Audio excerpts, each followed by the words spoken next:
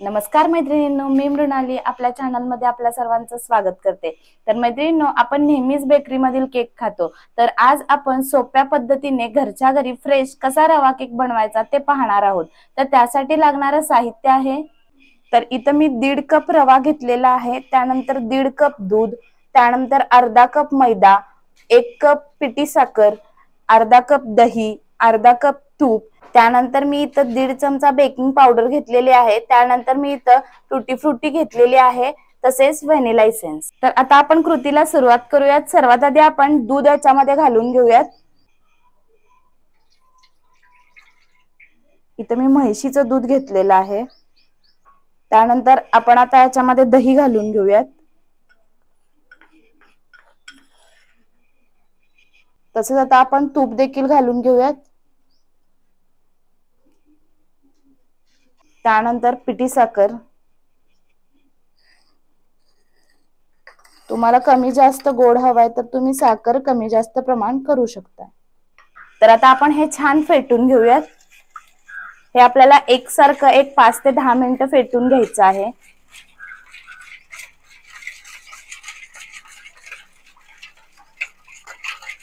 तर इथं आता मी हे 10 मिनिटं फेटून घेतलेलं आहे आणि आपलं मिश्रण छान असं एकजीव झालेलं आहे।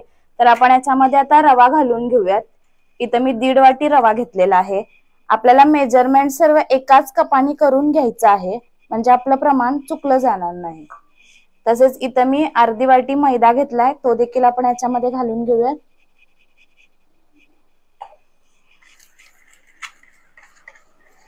पुन्हा आपण फेटून घेऊयात।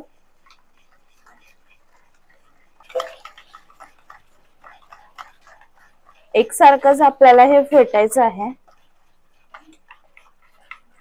तर इथे आता आपण याच्यामध्ये व्हॅनिला एसेन्स घालून घेऊयात। मी इथं व्हॅनिला एसेन्स वापरते, तुम्हाला हवा असेल तर तुम्हाला कोणता फ्लेवर आवडतो तो एसेन्स वापरला तरी देखील चालेल।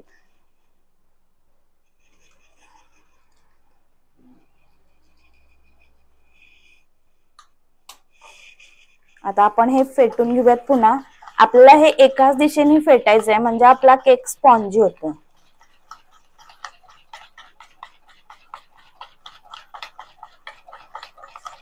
इथे आता आपण हे मिश्रण 10 मिनिटं फेटून घेतलेलं आहे आणि एकजीव देखील झालेला आहे।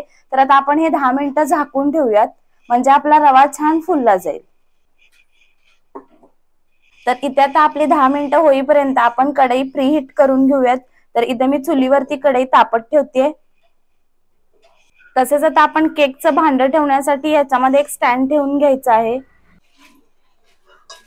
तर आता आपण याच्यावरती झाकण ठेवून हे 5 ते 10 मिनिटं प्रीहीट करून घेऊयात। जर तुम्ही ओव्हनला केक करणार असाल तर 180 डिग्री वरती तुम्ही 10 मिनिटं प्रीहीट करून घेऊ शकता। तर इथे आता आपली 10 मिनिटं झालेली आहेत। तर आता आपण मिश्रण पाहून घेऊया। तर तुम्ही पाहू शकता आपला रवा छान असा फुललेला आहे।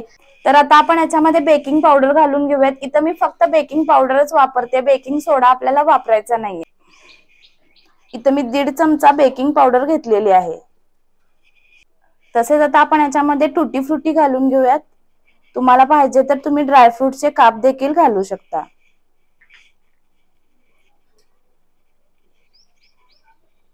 आता पुन्हा आपण हे फेटून घेऊयात।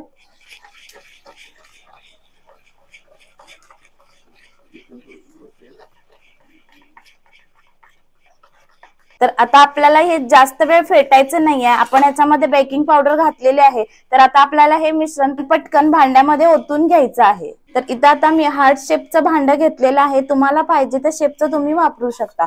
तर याच्यामध्ये आपण आधी थोडंसं तूप घालून घेऊयात, म्हणजे आपला केक चिकटला जाणार नाही।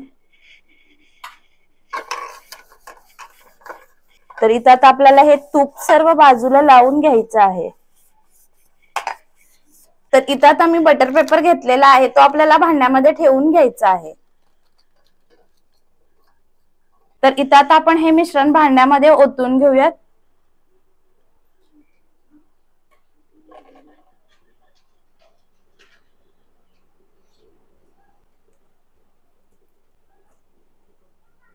तर इथं आता आपण हे मिश्रण भांड्यामध्ये घालून घेतलेलं आहे। तर आता आपण हे टॅप करून घेऊयात, म्हणजे सर्व बाजूंनी आपलं एकसारखं होईल।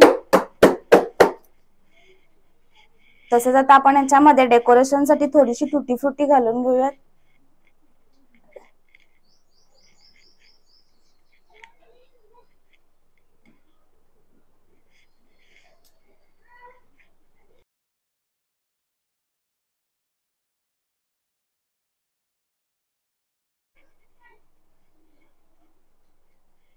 तर आता आपण हे कढईमध्ये ठेवून घेऊयात.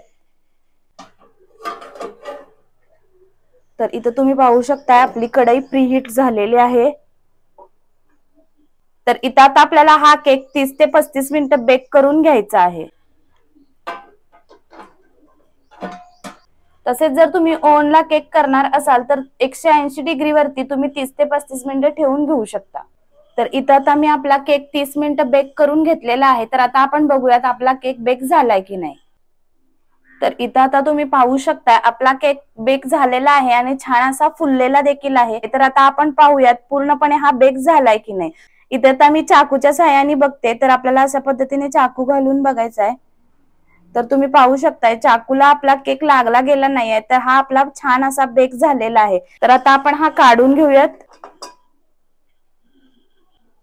तर आता आपल्याला हा थंड करून घ्यायचा आहे, मगच आपल्याला भांड्यामधून काढून घ्यायचा आहे. तर इथं आता आपला केक थंड झालेला आहे. तर आता आपण याच्या कडा सैल करून घेऊयात.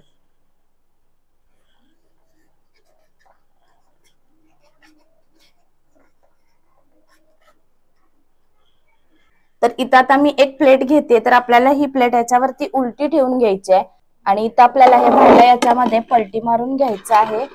थोडं आपण हाताने हलकं प्रेस करूया.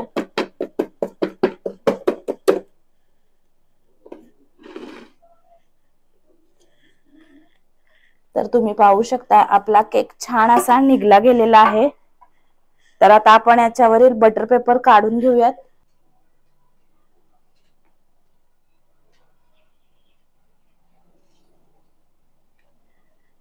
तर आता आपण हा कट करून घेऊयात. तर तुम्ही कट करून स्लाइस करून हा 10 ते 15 दिवस पॅक बंद डब्यामध्ये ठेवू शकता आणि मुलांना टिफिन साठी देखील देऊ शकता. हा केक एकदम पौष्टिक आहे. तर इथं आता तुम्ही पाहू शकता आपला केक एकदम स्पॉन्जी झालेला आहे. तर आजची ही रेसिपी तुम्ही नक्की ट्राय करून पहा आणि कशी वाटली ती मला कमेंट करून सांगा. तसेच तुम्ही जर आपल्या चॅनलवर नवीन असाल तर आपल्या चॅनलला सबस्क्राईब करा आणि पुढे असलेल्या बेल आयकॉनवर क्लिक करा, म्हणजे तुम्ही कोणताही व्हिडिओ मिस करणार नाही. तर पुन्हा भेटूया अशाच एक नवीन रेसिपी सोबत. तोपर्यंत धन्यवाद.